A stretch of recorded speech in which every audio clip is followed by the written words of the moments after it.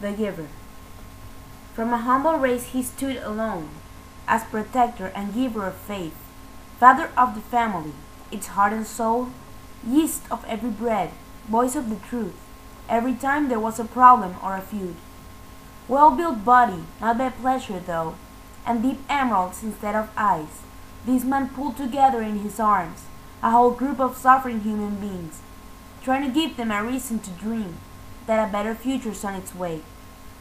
In the creases of his forehead sat all the worries of his ancient tribe, though in age he's young, his bruises told us a story of 1,000,000 years worth of pain and growth, such a sad strike that when smiling he obliterates. There's no box move without his command, no desperate measures if he's there to think of the right way to survive a threat.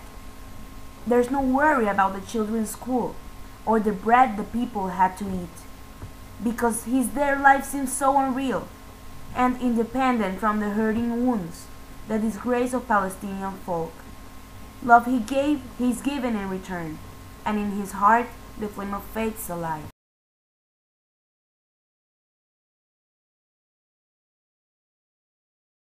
Like every day, John gazed up north, over a mound in the middle of the desert.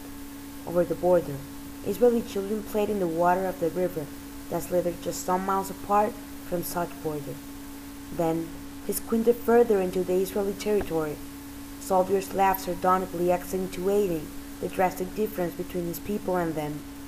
As far as he could see, both territories and their people seemed from two different worlds. How unfair! Pain crossed his features, and with rage in his heart, he descended the mound at pace with the appearance of a late golden sunset. He despised the situation his people were living, and that was the core of his frustration. As he walked through the velvet sand, he struggled to acquire a positive mind. The therapeutical effect of the soil under his bare feet started to change him. The hurt started transforming into hope. Perhaps the pain would stop someday. When he got to the camp, the little amount of hope that he had been able to ignite managed to disperse. One of the women called him in the way to his tent, crying desperately. On the floor, trembling in his sleep, her son appeared pale and sunken, his eyelids purple and his forehead scalding hot. "I don't know what to do," cried the mother. "I've tried everything I know." She fell to her knees and hugged her son's torso. Anger flared in his chest once again, and his brain whirred in concentration trying to find a way out. There wasn't even water in that side of the territory. How would there be something remotely similar to an antibiotic? Probably on the other side there could be a way in which we could get the needed medicine. Would he pay to risk himself in such a way? John observed Noah closely and counted his shallow breaths, pairing them with his own breathing. He stayed by the kid's side all night, listening to his difficult breathing as twilight enclosed them. Next morning, John woke up just to find conditions had worsened. Not only Noah was more feverish and weak, but other kids in the camp appeared to display the same kind of symptoms. Parents all over the camp worried about their children, and John worried about them all. Touched by a surge of divine epiphany, he called the concerned parents and the other community leaders, and said with no hint of indecision in his voice, Dearest people, today we stand in the middle of great adversity, which hits our faces with the tenacity of this blowing wind. We have throughout the years fought for a place to live. We have been confined by our ruthless neighbors to a minimum space, and obliged to live barely with what is left from our previous wealth. But that doesn't mean we're not rich in spirit, no! On the contrary, it means that we're less obstaculizing the path of empowering our spirits over our minds and our empty stomachs. Today my spirit soars as high as an eagle on the blanket of the skies, and the courage pumps through my veins like blood. Our children are in danger of losing their lives. Despite our current efforts, nothing that we can offer has cured their sufferings, and their strength diminishes by the second. I've decided that I have nothing to offer to the children, but I will have to search elsewhere for aid. I will have to go into foreign territory in order to give these children a chance to see a better future. I personally will take the responsibility of directing this mission because of the love I feel for my fellow Palestinians and the fierce hope that fills my heart as I see the faces of each innocent child. I can see the doubt trickling to your expressions. And let me tell you that I'm not asking for permission. I'm merely letting you know what my heart dictates. If something were to happen to me, remember to keep the faith in God and in yourselves. Most especially, remember to nourish the hope that someday, somewhere and somehow, a better future awaits. After such words, the population was rendered speechless. They only wondered when and how would John do something like that, what their futures could hold in case that John never came back. Everybody sent those assumptions away, hoping that John would never lose such a simple battle. The silence was broken by the same John, who had decided that the raid would occur that same night, due to the worrying situation of the children in the health tent. When night fell, he prepared himself for the journey and left. Then, after no more than 5 minutes of walking calmly, he arrived at the division of the two territories. Praying not to be seen and with his thoughts posed in Fail Noah, he fumbled with the heavy padlocks of the border. When he got in, he opened his rucksack and extracted a map.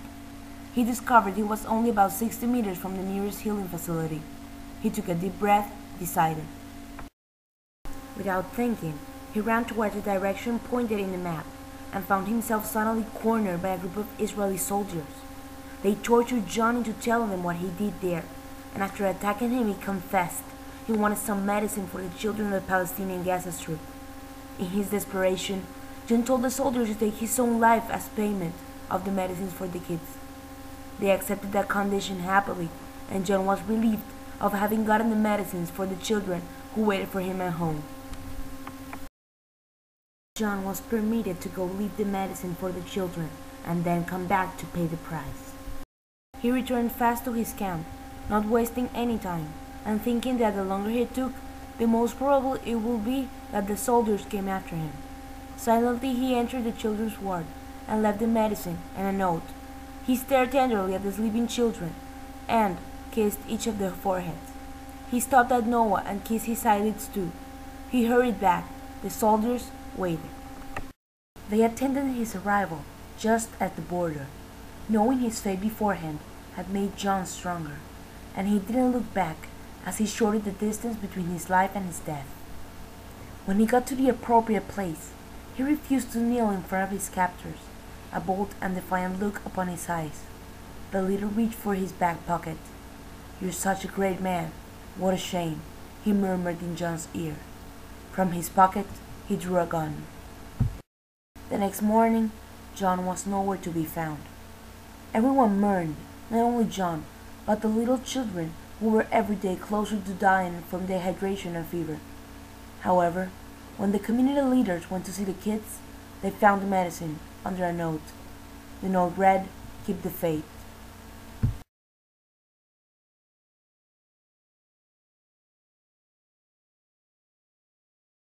We honor the noble outline of a man who cut his own bonds to life gallantly, who transformed disillusion and despair into hope, to fight for a world with much more dignity, not through weapons but through love and sharing, through his teaching and beliefs he made of the hell we live a better place to stay in.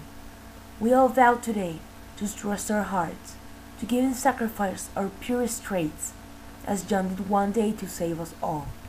10 years ago, I would have died for sure, a slow and painful death, but I didn't fear, because I knew that he would be just near enough to listen to my desperate pledge. We'll always keep his lessons in our hearts, for through his death we've learned to value life. And so today, as it said on that note, that he that day just by my bedside laid, I ask my heart in honor to his name, believe and fight for a better next day, better enough if you start from today.